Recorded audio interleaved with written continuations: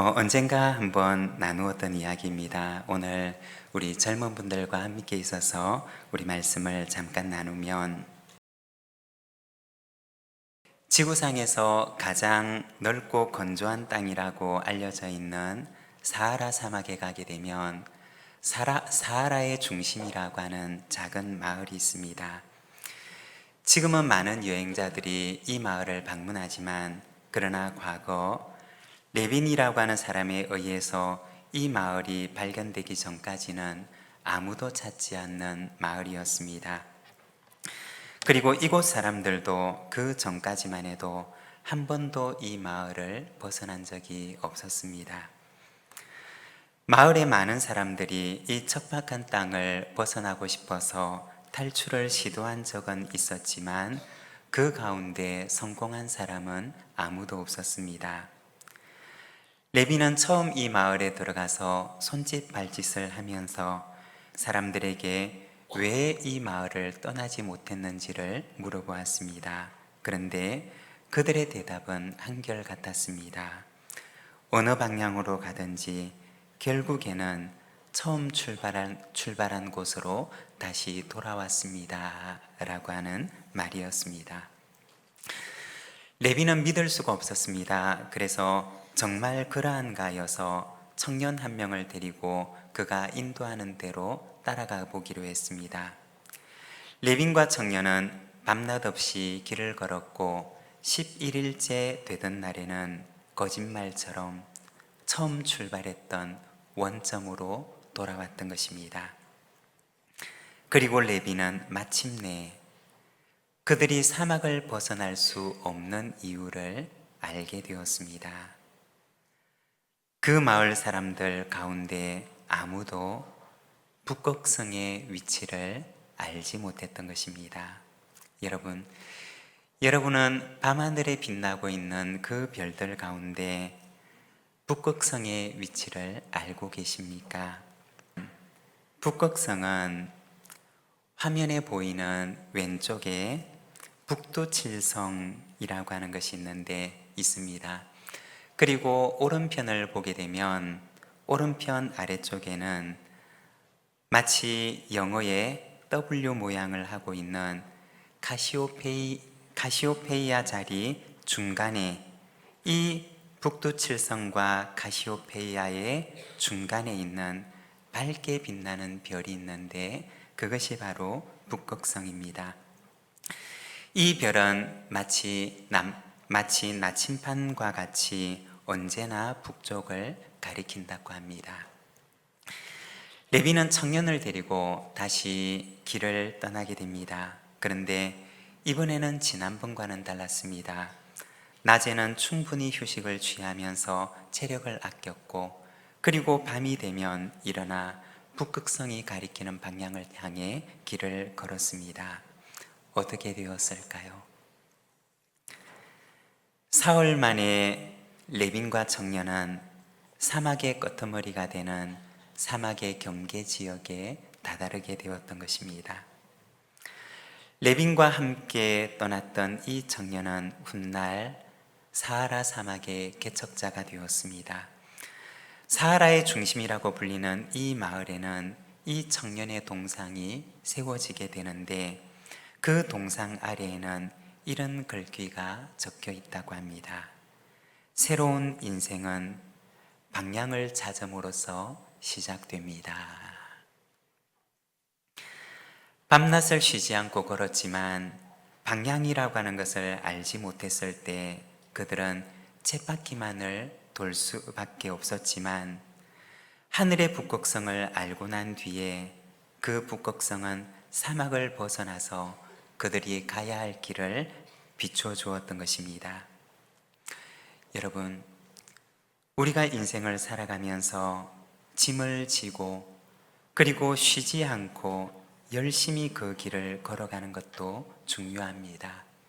하지만 가던 길을 멈추고 잠시 지고 있던 짐을 내려놓고 내가 가야 할 길을 묻는 것도 너무나 중요한 일입니다. 성경은 무엇과 같으냐? 우리의 인생의 길을 가리켜주는 북극성과 같은 것입니다. 사막을 맴도는 쳇바퀴 같은 삶이 아니라 우리가 가야 할 길을 비추어 주는 것이 바로 북극성입니다. 여러분, 북극성과도 같은 예수의 별을 바라보고 걸어가는 저와 여러분의 삶이 되시기를 바랍니다. 우리가 9월 한 달 동안에는 바울의 삶을 통해서 소명이라는 주제를 가지고 말씀을 함께 나누고자 합니다. 여러분, 성경에서 혹시 바울이라고 하는 이름을 들어보셨습니까? 우리 다음 세대 우리 어린이 청소년 여러분, 혹시 성경에서 바울이라고 하는 이름을 들어보셨습니까? 네. 그래요. 이 바울이라고 하는 사람은 성경을 보게 되면 참 인생을 열심히 살았던 사람이었습니다. 무슨 일을 해도 열심히 했던 사람이 바로 이 바울이라고 하는 사람이었습니다. 그러나 다만 그 열심의 방향성이 조금 잘못되어 있었던 것입니다. 오늘 우리가 읽었던 본문 1절과 2절을 조금 더 쉽게 번역이 되어 있는 우리말 성경으로 보게 되면 이렇게 말씀을 합니다. 한편 사울은 여전히 주의 제자들을 위협하며 그들을 죽일 기세로 대제사장에게 나아가 다메섹의 여러 회당들에 써보낼 공문을 요청했습니다.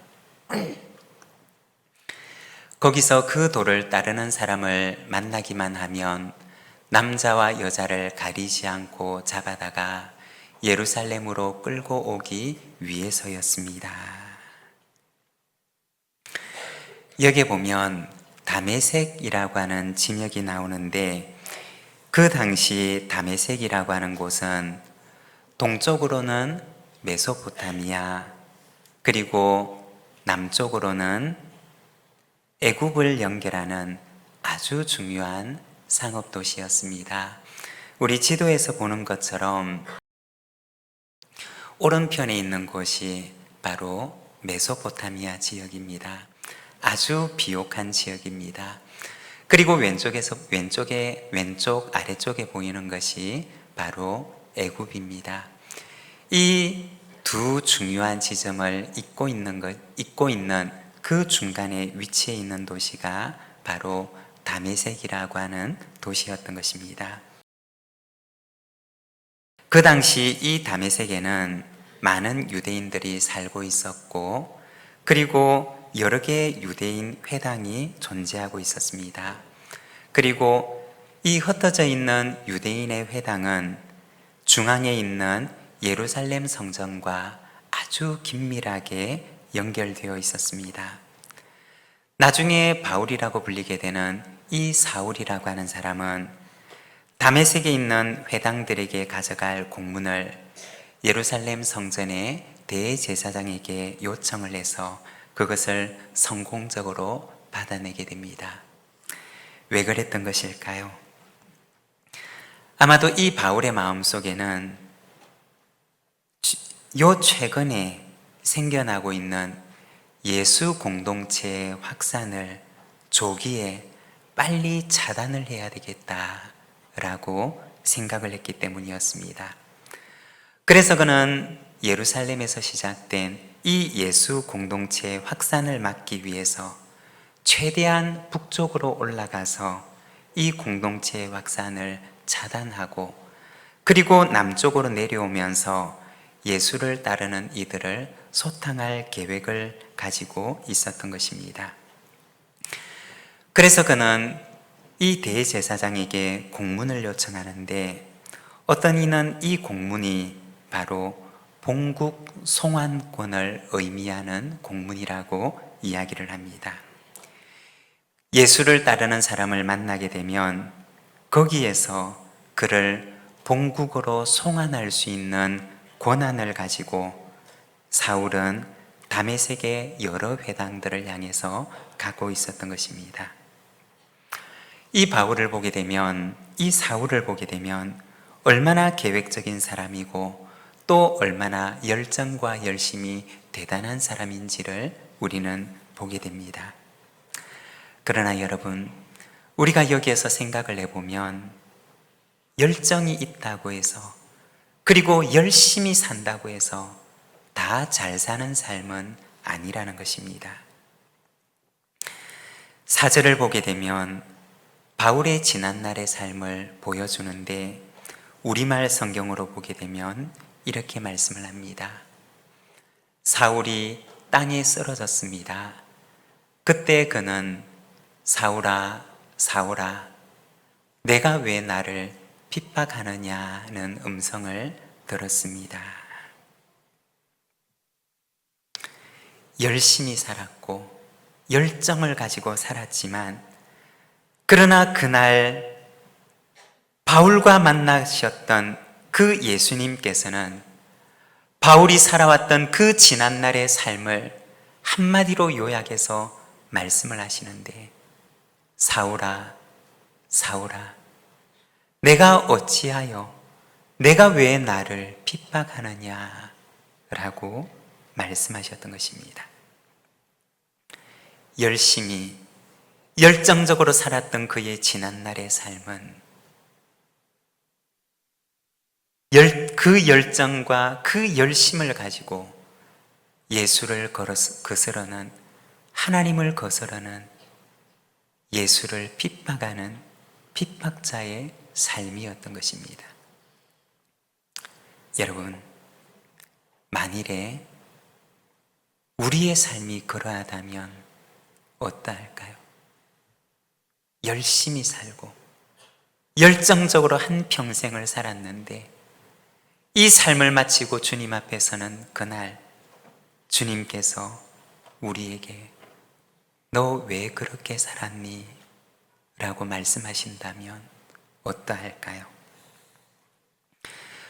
오늘은 우리가 바울의 삶을 바라보면서 소명이라고 하는 우리의 삶의 방향성에 대해서 우리가 잠시 말씀을 함께 나누고자 합니다.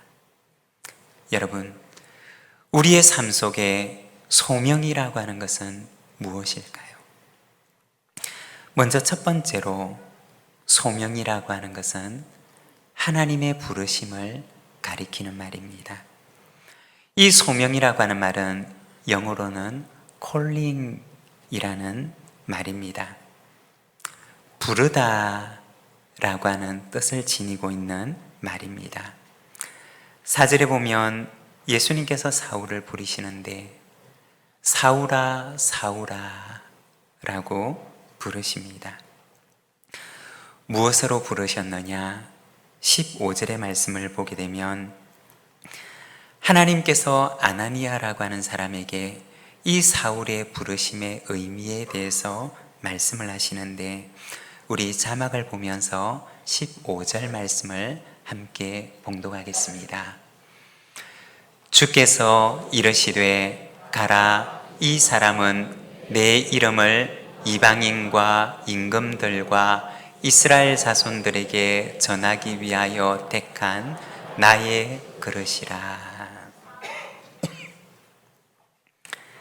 여기에 보면 나의 그릇이다 라고 말씀을 하십니다. 사울을 부르신 하나님께서 아나니아라고 하는 사람에게 이 사울을 부르신 그 부르심의 의미를 말하시는데, 사울은 나의 그릇이다 라고 말씀을 하십니다.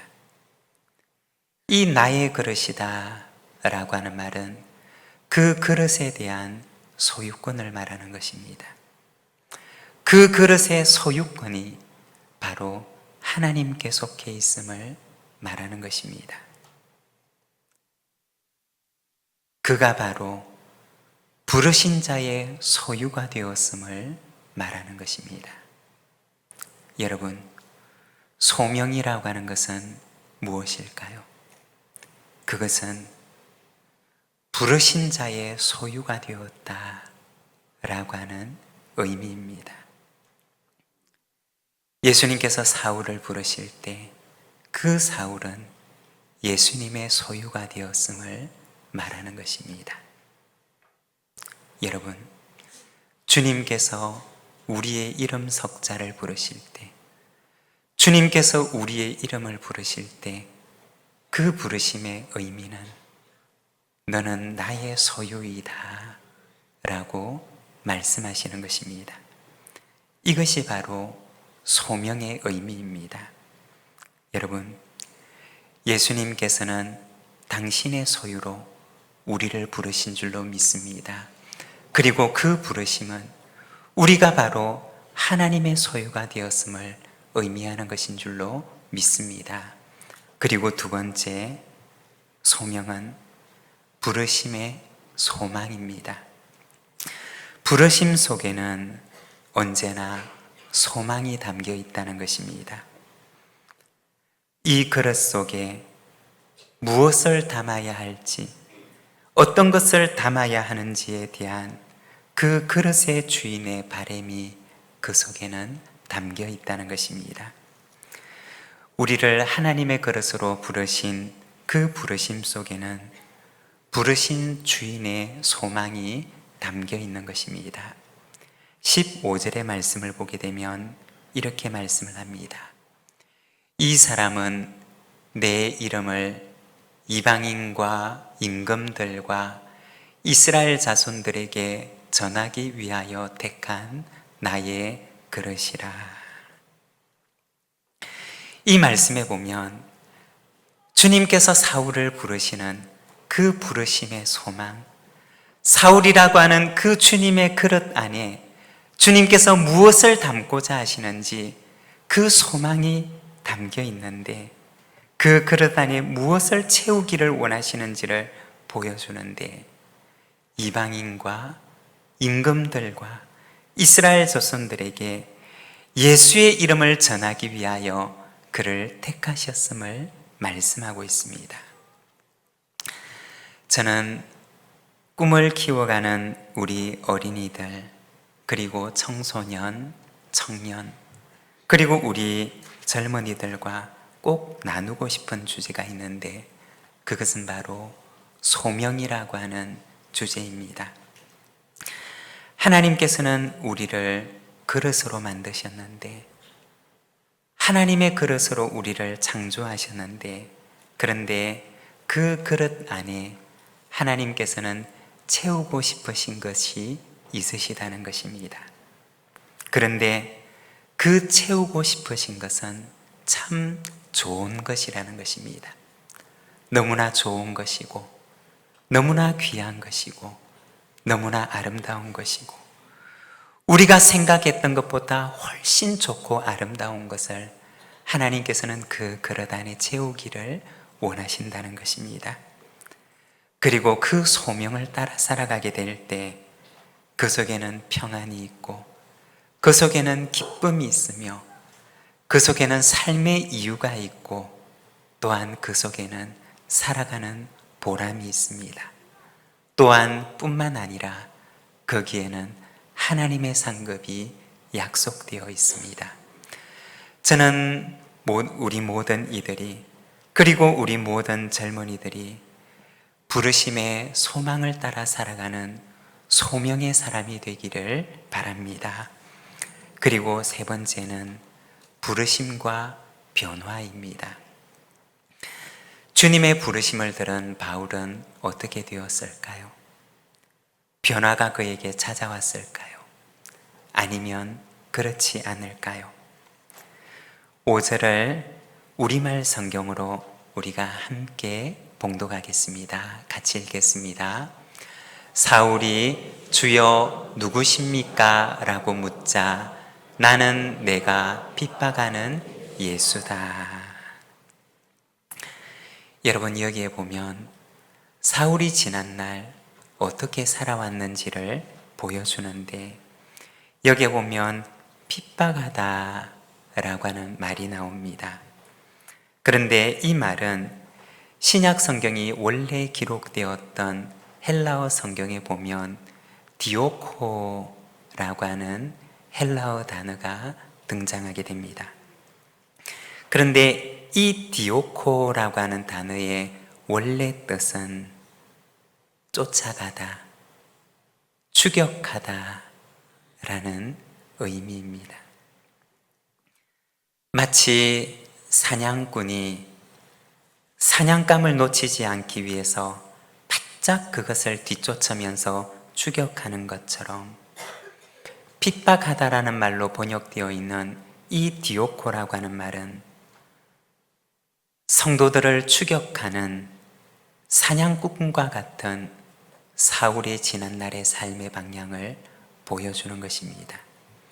이것이 바로 부르심 이전의 바울의 삶이었던 것입니다. 핍박자의 삶이었고, 파괴자의 삶이었고, 자기 열심으로 가득한 삶이었습니다.